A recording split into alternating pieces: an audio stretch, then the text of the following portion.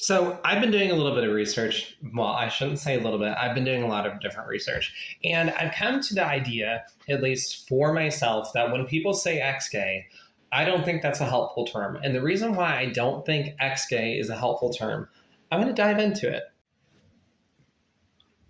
The largest reason is that because when people say ex-gay, there's a notion that no one ever has an attraction again or anymore. I myself consider myself ex-gay, but I don't even go by that terminology.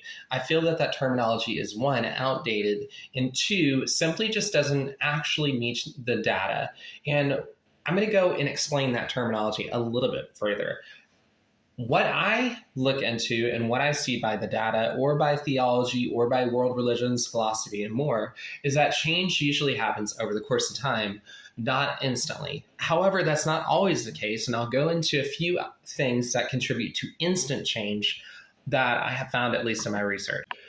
There are very limited times that instant change can happen. One of the things of an instant orientation change that can happen is a drug overdose, a heart attack, a stroke. You can have a sudden dip instantly in your immune system, your testosterone and estrogen can suddenly be wiped out, and there's known cases of this happening. Also, major life events play a critical role in the person. Now, this doesn't talk about the theological components, and like I talk about, if I woke up tomorrow and married a man, I still would do the work that I do. I think that it's a fascinating subject matter. The problem is that when we talk about these stories and we talk about studies and more, a lot of the studies that should have been done were not done for over a period of 20 years. During that time, they labeled all ex-gay content as non-existing. And then later we found out that that's just not objectively true.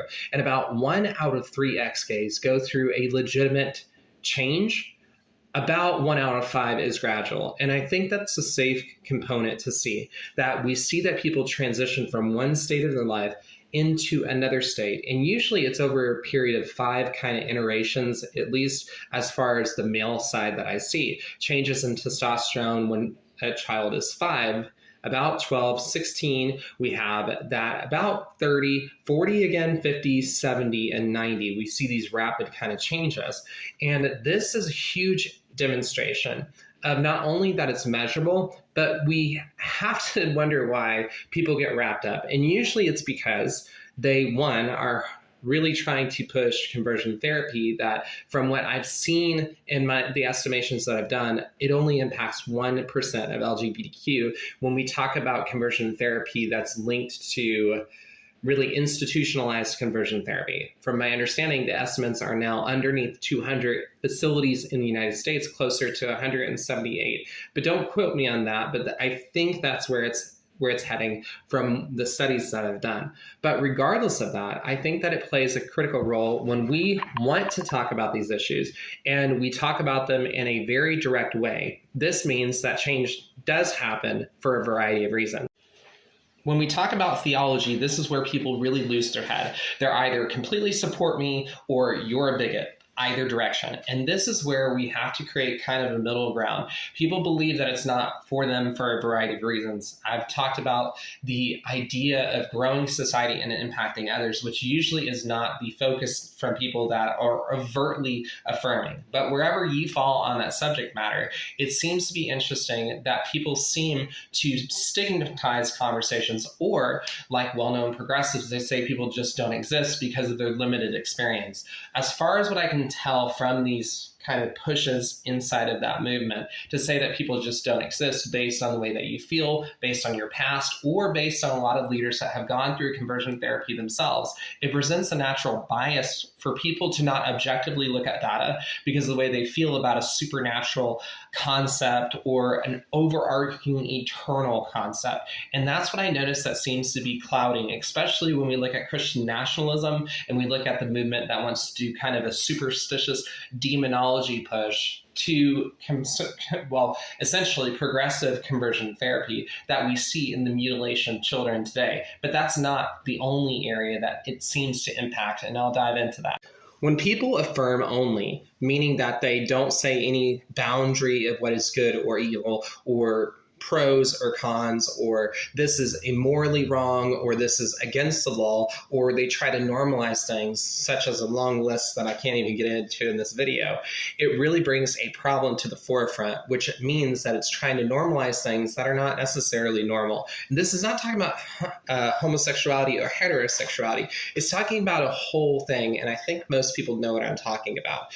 But regardless of that, we see that this is really needing to be discussed. We also find that currently there's, from estimates that we have done at the YSM, there's a 600% discrimination increase from what we've documented towards people who are ex-gay or former LGBTQ or on a transitional sexual journey, which includes detransitioners. When originally they came out, they were told they were non-existent. Shock, but not a surprise. The same thing happens again and again with people that go on this transitional journey. This doesn't contribute to the reasons why that they have, but simply that what's immediately done in the public is branding and libel and defamation towards people's character when no evidence is actually proven. How would you actually prove to all of world history that people just don't exist because you personally don't feel that they do? But it's really not enough to sit there and have these claims that are not well-founded.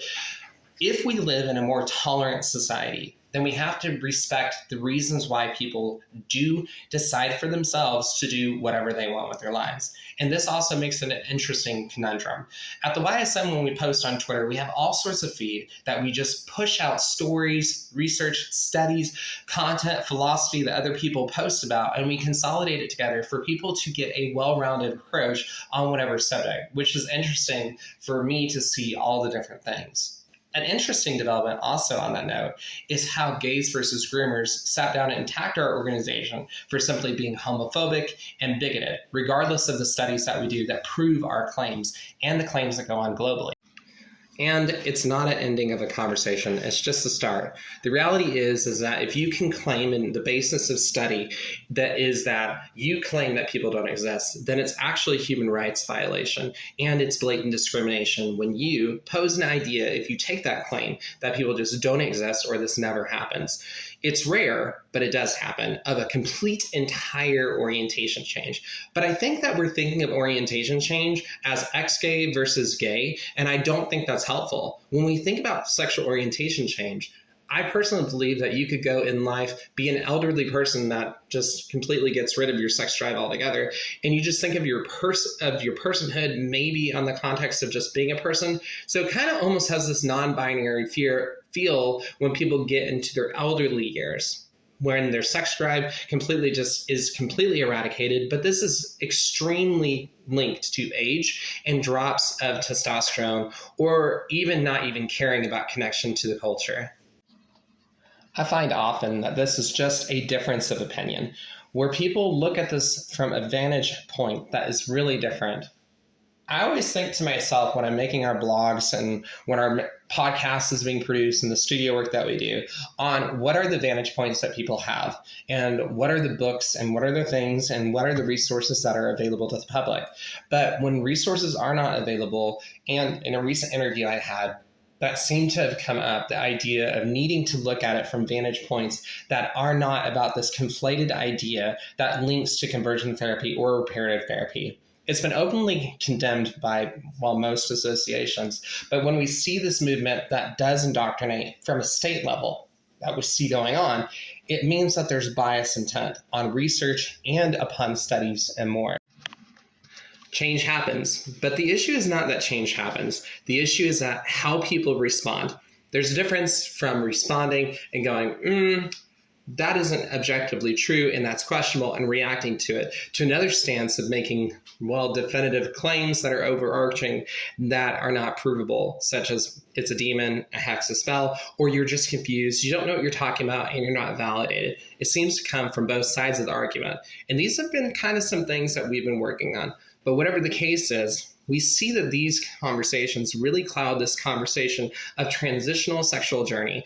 And if we have a little bit more of a perspective, we'll gain some light into this and actually maybe do a little bit of help along the way. Wherever you stand on the issue of theology is between you and Timbuktu. But this is an interesting conversation. Until next time, my name is Shannon. Check out our podcast, and we're all on all social media as subscribe, and we will see you on the flip side.